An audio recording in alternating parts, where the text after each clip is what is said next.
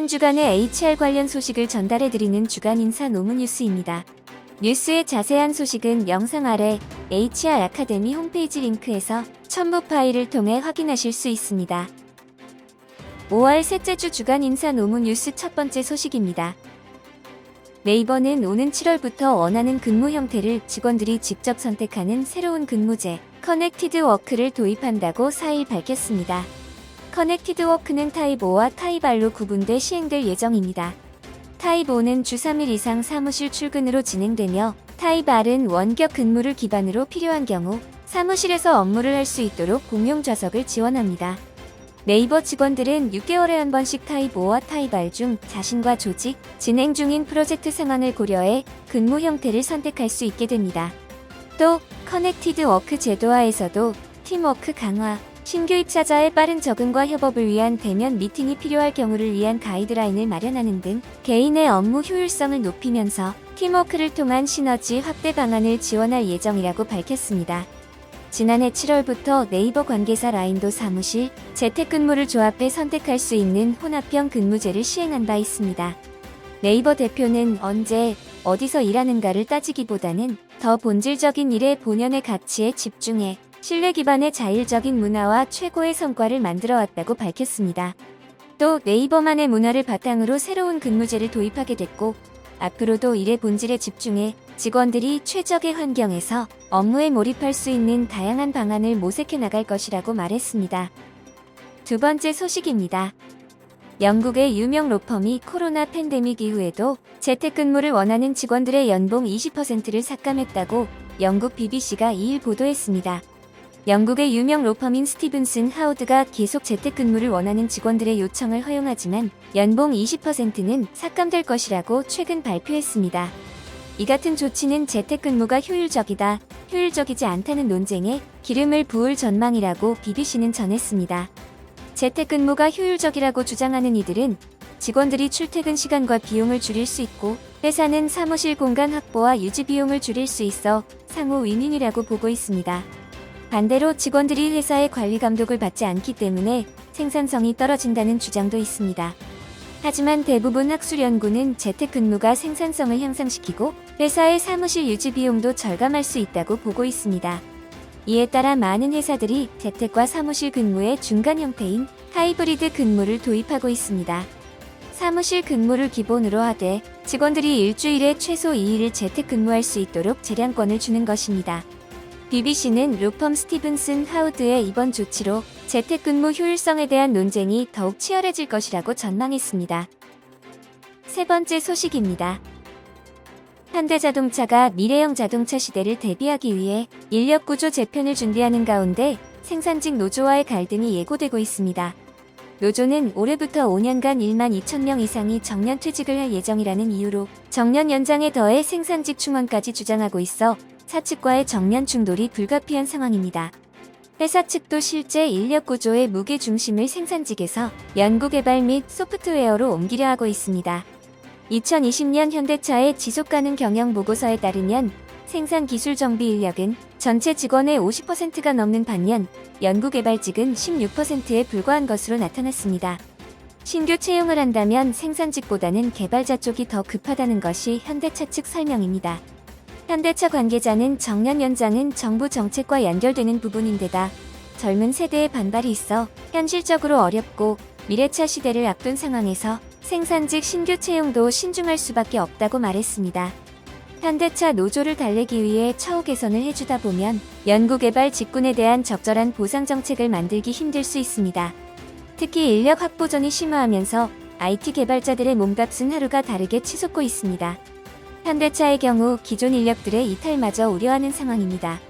자동차 업계 관계자는 냉정하게 말해 IT나 소프트웨어 개발자들에게 현대차는 두 번째 선택지라며 미래차의 성패는 소프트웨어 분야에서 갈릴 텐데 결국 높은 임금과 보상을 제시해야 좋은 인력을 영입할 수 있다고 말했습니다. 이 때문에 현대차 내부에서는 연구직 및 신사업 분야 직원들의 임금 및 보상 체계를 별도로 마련해야 한다는 목소리도 나오고 있습니다.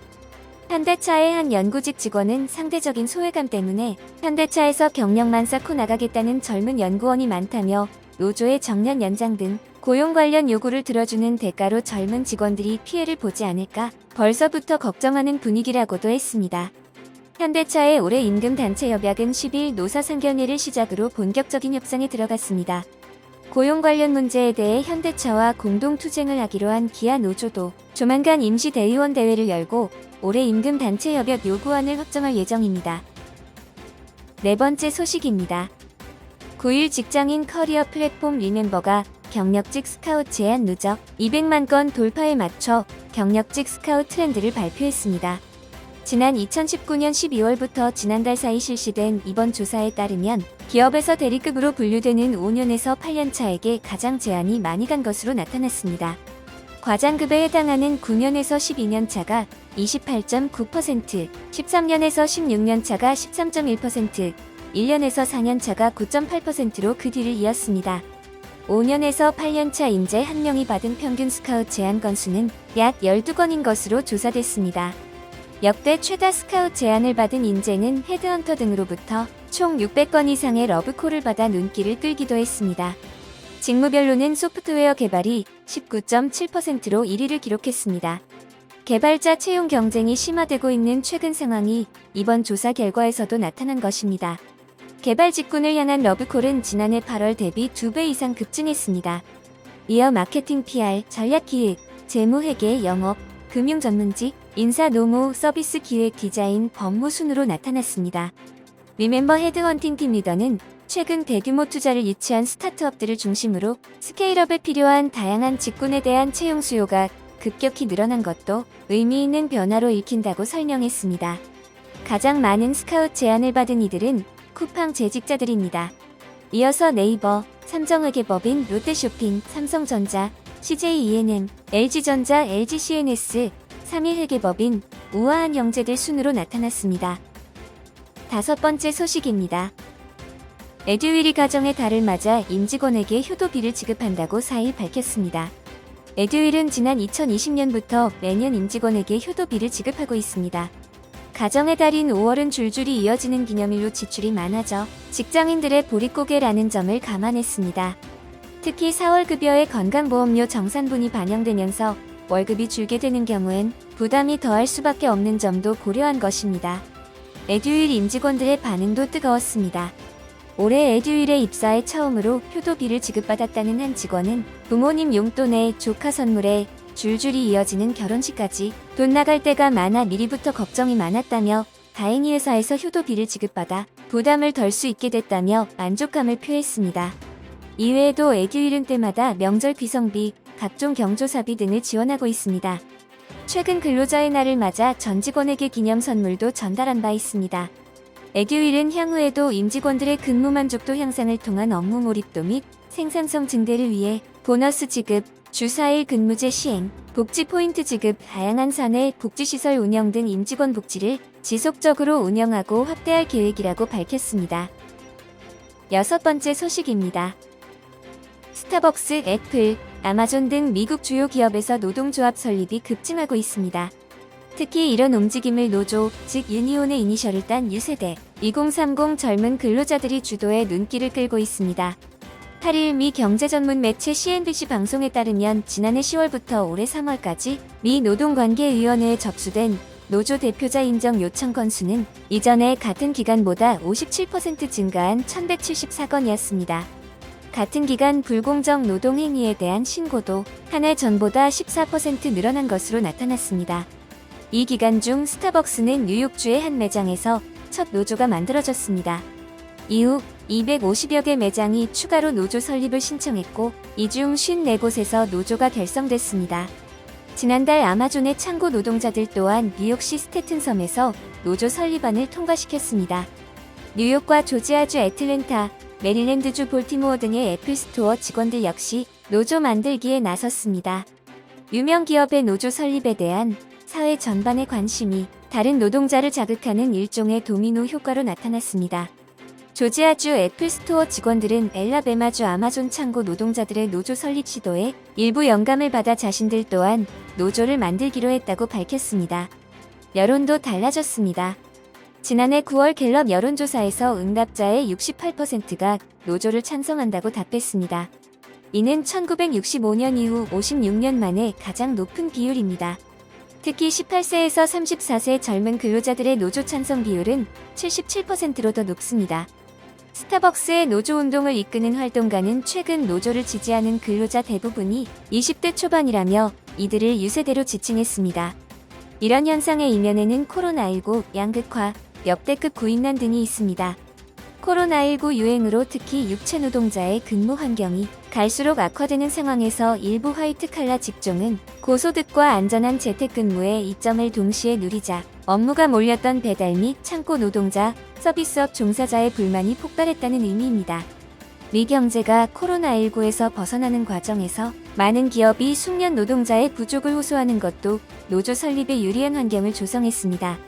한 노동 컨설턴트는 가족과 친구들이 죽어가는 것을 보고 있는데 많은 기업은 계속 더 열심히 일하라고 요구했다며 근로자들의 불만이 급증했다고 전했습니다.